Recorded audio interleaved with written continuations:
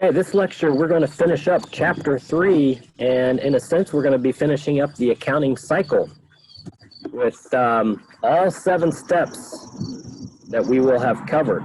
So the first thing, if you want to get out the notes, I have further notes here in module 2, chapter 3 notes. I have it broken down into the 2 sections. Our first lecture before was over the part 1 with the adjusting entries, and now we're going to move in here to part 2. We're going to still be looking at the Dr. K example, but just with the answers now, with the adjusted trial balance answers, and we're going to be working off of that. You may have already got the answers from when you did it up in the previous lecture, but I have them here just in case you didn't.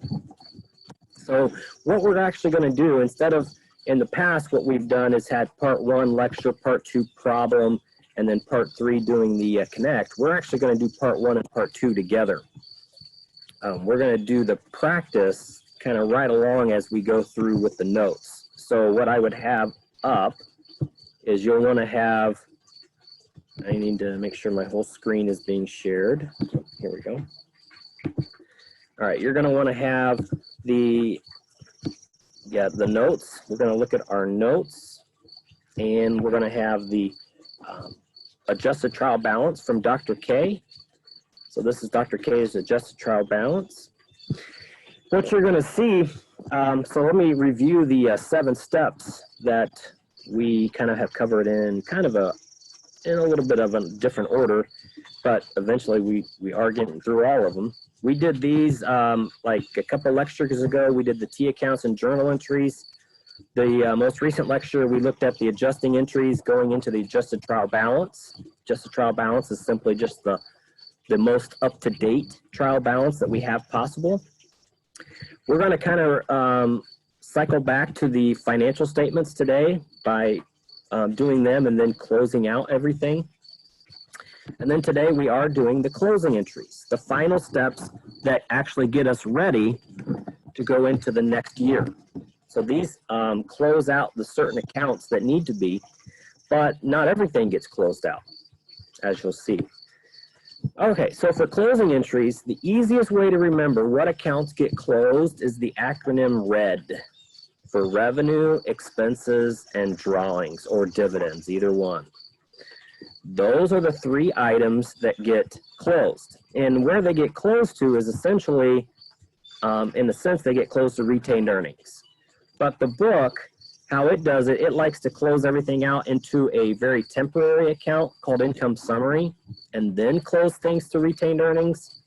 That's just how we'll have to do it, since that's how the book does it. It's not an essential step that you have to go through income summary, but for the homework problems, you will. So the items that stay are pretty much everything in the bare bones accounting equation, except the dividends. They go. Everything out here gets closed out. These revenue and expenses will eventually move into one of these 2 categories, into the income summary. I added this one. Your T account won't show this, but you can easily add one. You can put it down here if you want in the underneath the revenue section. But it is a owner's equity. But then you'll find that this income summary, it gets closed out right away and eventually goes right into the retained earnings. So what's the purpose of really having an income summary? There's not much of a purpose to having it, but that's how this section does cover it. So we will do it the same. All right, so the items that get closed out, those are considered our temporary accounts, our revenue and expenses, and our drawings. And then that income summary is really temporary. Now, when you think of closing entries, think of the acronym RED, and then there's just 4 easy steps to close out the entries. You just simply close out your revenues to income summary. Close out your expenses, step 2. So now we're in the E for R, and then E, close out the expenses to income summary. Then total up your income summary and then close it out to retained earnings. And then finally close your dividends to retained earnings as well. Everything gets put into that retained earnings account. It's a summary of where the business is at, how much money the business has earned and still retains after paying out all of the money that it needs to, or all the, after at least accruing all of the expenses that it has done. So you can kind of see here in I tried to make a little diagram, close out the revenue to income summary, close out the expenses to income summary, then close out income summary in here to the final retained earnings, and then close out our drawings into the retained earnings as well. Okay, we'll be right back. So I think the best way to just put this into practice is to go ahead and let's try closing out our Dr. K. So if you would pull up the best way to practice this is just to go ahead and pull up this Dr. K. And what I did in addition is I didn't put them all in here, but I put a few of the balances, especially the ones we're going to close out, starting with, and I'll go ahead and probably put in the drawings, but I started here with retained earnings. I put the $7,000. I'm going to scooch this over just a bit. So I got the $7,000 in here for retained earnings, and I've got the $9,500 for sales revenue. And then just to sample how the expenses go, I put in the first two. Once you do the first two, the rest go just the same. So there was really no need for me to go ahead and put them all in. But I will go ahead and put in the dividends here of $4,000 debit. Now we're ready to close out our items, our accounts that get closed, and see how that works. So what I'm going to do is open up this new sheet, and these will be our closing journal entries. Closing journal entries are always at the end of the month, usually at the end of the year, more likely. So let's get into it here. We need to debit. So if we have a debit column, and then we have a credit column for our debit credits, our accounts. So the first item we're going to do is go back to our 4 steps. We're going to close our revenue into the income summary. Now the income summary, remember I also added that. That goes right below your retained earnings, or you can put it right here below the sales discount if you don't have enough room. Income summary right now is nothing. There is no income summary on our T account or in our trial balance, and there shouldn't be. We're never going to have income summary on our books for more than just a few minutes, because we're going to put stuff in and then take it right back out. So with our first thing we want to do is we want to get this account to 0. I want to get the $9,500 down to nothing to start the next year. I want to be at 0 for next year. So the only way to do that is to put it over here as a debit. So I'm going to debit $9,500, and then when I'm ready to balance, my balance is going to be 0, and that's what I want it to be. But I can't just put this debit here and then not do anything with it. I have to balance it out somewhere, and where we do that is in our income summary. So I'm going to put $9,500 over here in the income summary as part of a closing entry, and that's kind of what I would put here as my date. I would simply say closing to show that that's what's going on. And usually we'll never have anything over here in the no column, except for the closing. To get it down to 0, we have to do that. So my journal entry, I would debit my revenue account for the $9,500 and credit the income summary for $9,500.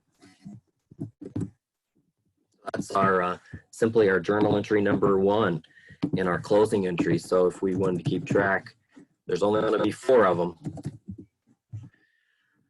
Journal entry number 2.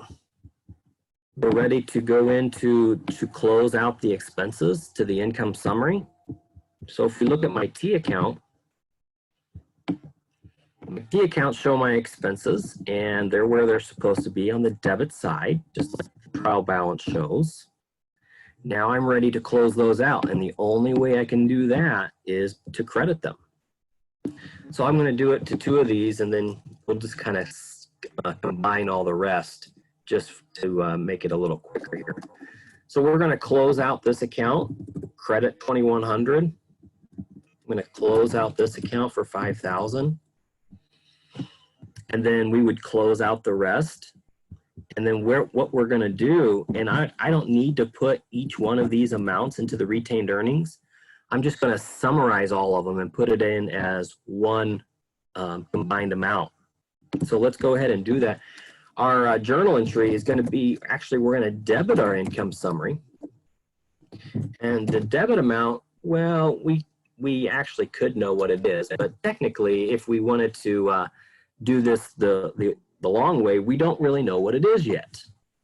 And we won't know until I insert all of the credits that I just did in my T accounts. And so I would come through and I would debit or credit my interest expense to get it to 0.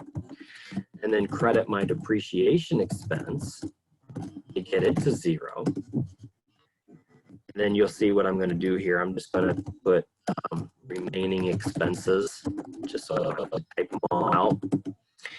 And if I total up the remaining, it shows it's $8,700. And then simply I need to come over here and debit all 3 of these. And that's going to be what my income summary is. My income summary is going to be a debit of $15,800. So I can come over here now. I've gotten rid of all of my expenses. They're all balanced at 0. And my closing entry, I'm just going to reference it so I don't type it in wrong. 15,800. Now, this is, think of this just like our owner's equity. This is a minus and this is a plus. So as you can see, right now, this account has a negative balance. And this and retained earnings are the only 2 accounts where you can have a negative balance and it's okay. That doesn't mean you did anything wrong. That simply means that the business isn't doing well. The business has more expenses than it does revenue. It's not a good thing, but it doesn't mean you did the accounting wrong. So our balance, our temporary balance, is simply going to be the 15,800, the higher number, minus the 9,500. So right now we're at a negative 6,300. We're losing money. So when we were doing if we were doing the income statement, we would have a net loss at this point of 6,300. Net loss, obviously not good. Okay, so we have a balance of 6,300. I can't leave that there. The income summary also has to be closed out. So I'm ready to then go ahead. I'm going to get 2 more lines in here. So we have room. We are going to close out as closing entry number 3, this amount. So I'm going to come over here and credit my income summary if I have a loss. If I would have a normal income, then I would have come over here and debited the amount. So it's just whatever is opposite of where you're at. We have a closing credit here. And if I go back to my notes, I close out the income summary directly into retained earnings. So let's do that. We're going to credit my income summary. So then I'm going to come up here, and as a closing entry, I'm going to put 6,300. And remember, this is a minus, so I'm actually taking away from my overall earnings over the entire life of the company. So that's not a good thing. So I come over here to do my number 3. And in my journal entries, I had debited retained earnings. That's never a good thing. We don't like to debit retained earnings because that means we're losing money. Debit the retained earnings for the 6,300. And then the credit was to income summary. 6,300.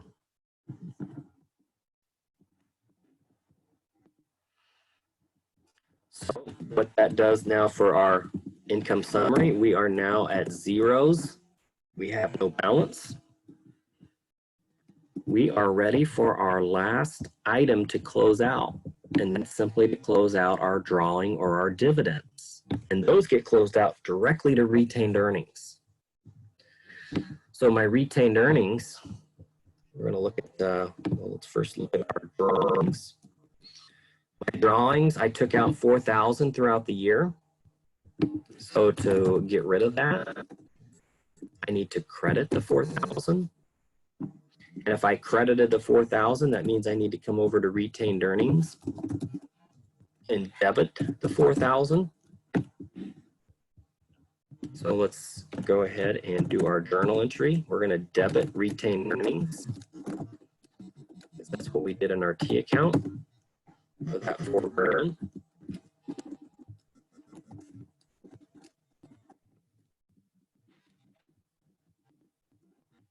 And credit the dividends. So now I have done all 4 steps of the closing entries. They're not that hard. They're not that difficult. It's just something that has to be done because we've got to get these accounts to 0, but we can't just ignore those numbers. We've got to put them somewhere. And where they go is our ending balance of retained earnings. So my ending balance, we'll put in our order here, and we actually will have a negative. This company is actually in the hole overall. We've paid out more money or expensed and withdrawings and everything else more than what we've made. So this company is not doing real well right now.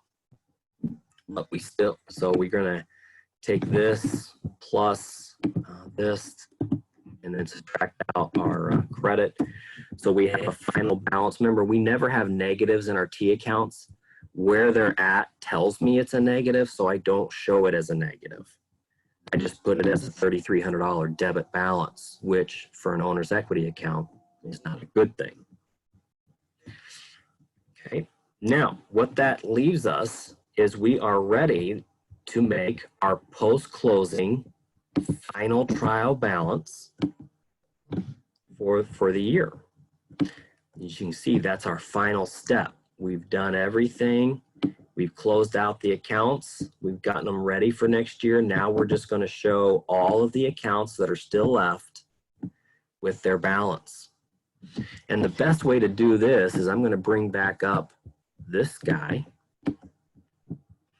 our opening,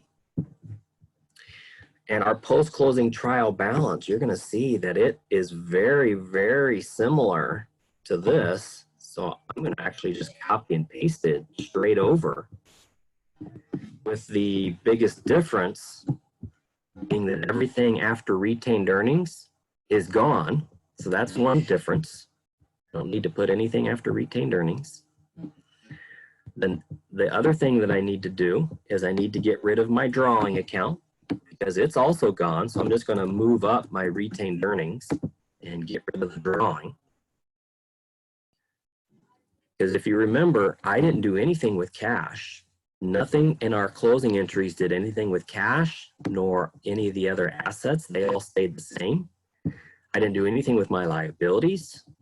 And I also didn't do anything with my capital or common stock account. Nothing happened there. The only thing that did change was this number. My retained earnings is still not 7,000 anymore. So I need to get rid of that. And and I need to then go to my T accounts. I need to use this brand new ending balance, the $3,300. $3,300, remember that was on the debit side. It's not good, that's what it is. Retained earnings has a $3,300 debit balance and negative. Most of the problems that we do in class won't have a debit balance. The company will still be in the positive, but this company happens not be. So then we can go ahead and total up everything we have for the end of the year, and our goal hopefully is that everything will total just like a regular trial balance does, that the debits will equal the credits. So we will check that at this point. Total up all of my debits, knowing that the expenses, drawings, and revenue are gone. total up all of my credits, and let's see if we are good.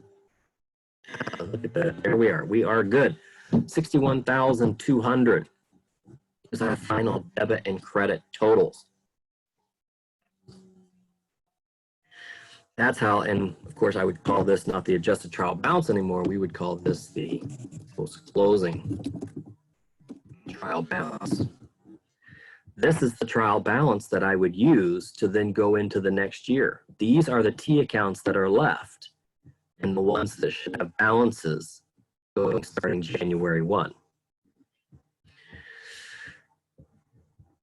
Okay, the financial statements would have also gotten us to this number, this 3,300. That's the one last thing that I do want to show you before we close out this segment. I wanted to just show you, let's do it over here. Let's do it on a different sheet. Let's prepare the Dr. K the income statement and the statement of retained earnings. I want to show you how these two go together. December 31 of let's say it was 2020. And then remember, we have our accounts. We have, when we're talking about an income statement, we have subtotal. It's called sub, and then we have total out here.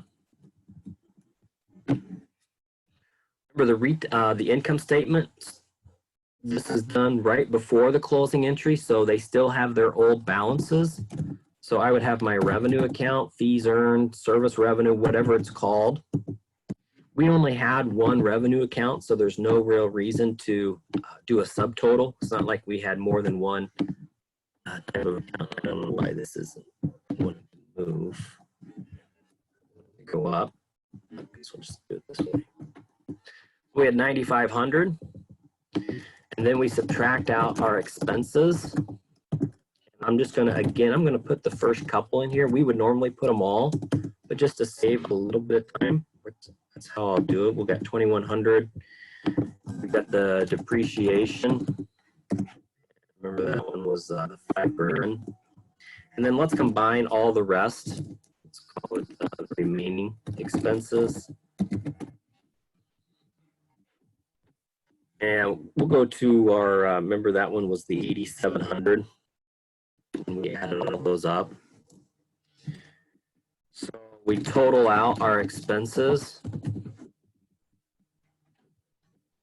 just going to put a little, I can put a solid line, I guess. Total expenses were the 15,800. And then finally, we had our net, in this case, loss. And I'm going to put it as a negative just so we know for sure that it was a negative. So I'm going to take this minus this. Now, when you have the word net loss, you wouldn't necessarily have to have this as a negative. It's known that it's a negative. But sometimes I like to do this just to reinforce to the readers, to the users that, yes, we are talking about a loss here. Now, that 6,300 negative, that is, remember that number there, the 6,300 was part of our closing entries. So that's one of our checkpoints. So those two match. Now we come down just a little bit and we're gonna start off with the same stuff. So I'm just gonna copy and paste to do our statement of retained earnings.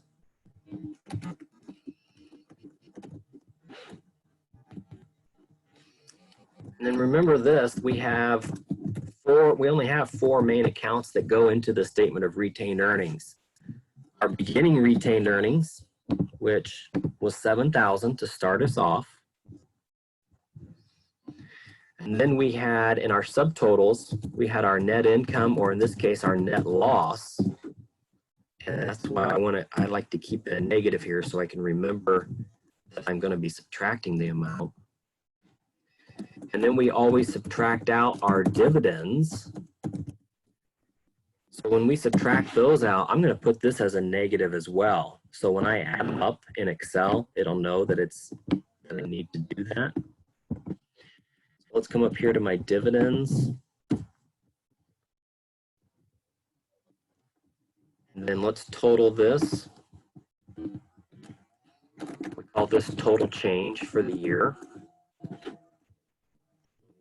These two together, so we didn't do very well. We lost 10,300 in expenses and drawings or dividends. And then my final item, my ending retained earnings, simply just combine these, the 7,000 plus the negative 10,300, and look where that puts us at $3,300 negative, which equals what the T account shows, $3,300 negative. Then all the rest of the accounts that I haven't used are here, and these all go onto the balance sheet. These are all going to just transfer over to the balance sheet, and that's how we know which accounts go right to the balance sheet, whatever ones are left. All right, with that, now we're going to go into and do some connect practice exercises, putting everything together from the financials into the closing entries. So we will start that with our part 2 lecture.